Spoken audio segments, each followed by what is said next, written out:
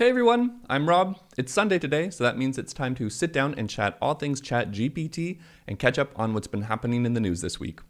We've had ChatGPT-4, we've heard a couple partnerships be announced, and we have had some news from Microsoft that we should probably clear up and exercise some critical thinking. Exciting news this week as ChatGPT has released ChatGPT version 4. This is an advanced version of its 3.5 technology currently. OpenAI co-founder Greg Brockman demonstrated the software's ability to generate code from hand-drawn mockups, so much so that you can translate it into a website, also in describing images. He released this during the developer update, and there is a video available on YouTube for this if you want to check it out. It's super neat. Now, it does claim to be less biased and more factual than version 3.5. However, the software has been criticized for its lack of transparency regarding how it has been training the dataset and the risk of misinformation and misuse, but we'll see how that sort of pans out in the pipeline.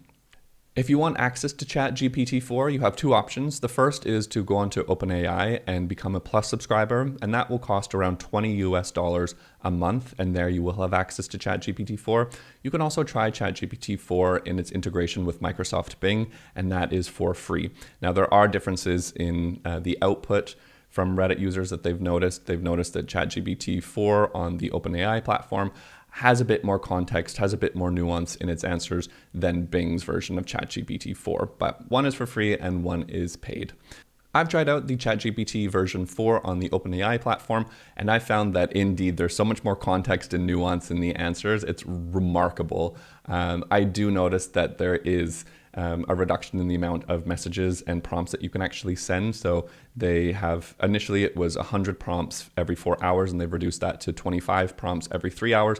And because of the increase in demand, they're expecting that there will be reduced capacity for using ChatGPT-4 in the following weeks. In consulting news this week, we have an exciting partnership announcement between BCG and OpenAI. BCG has announced via press release that they are collaborating with OpenAI, and they're quoted saying that we want to work with our clients to realize the power of OpenAI technologies and solve the most complex challenges using generative AI responsibly.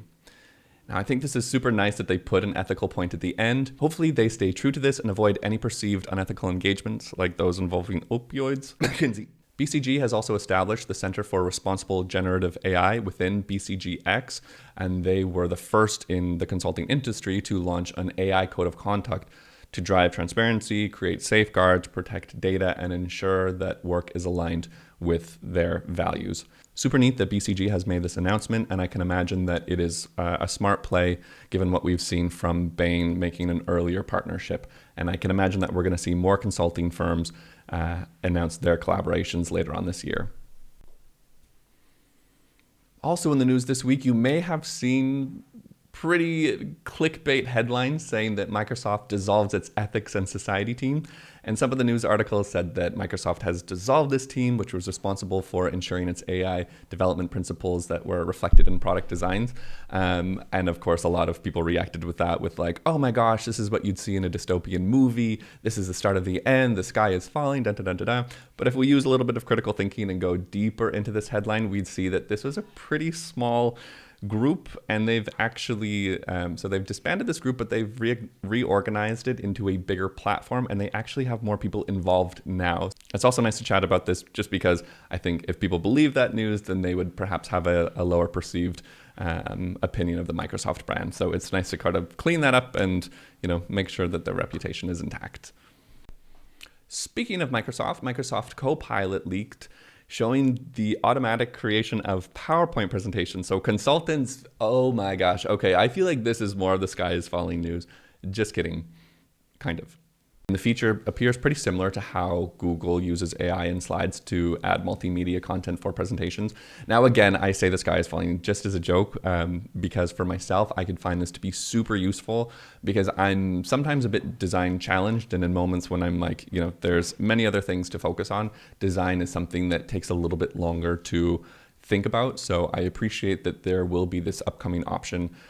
So this week, Microsoft had an announcement featuring Azure Cognitive Search and Azure OpenAI Service, that can be used to build similar large language models using your own data. In this, they mentioned that you can inject the data into a prompt, which allows ChatGPT to read the information and respond accordingly, or keep the data in an external knowledge base. Now you can go and try this out today on your own data or theirs, and they've provided a GitHub repo that I will post in the comments. Now, why is this interesting and relevant for us? Well, it's pretty exciting news because companies could start using ChatGPT with Azure OpenAI and Azure Cognitive Search to build their own internal chatbots for various use cases, such as internal help desks, for HR support, for customer service.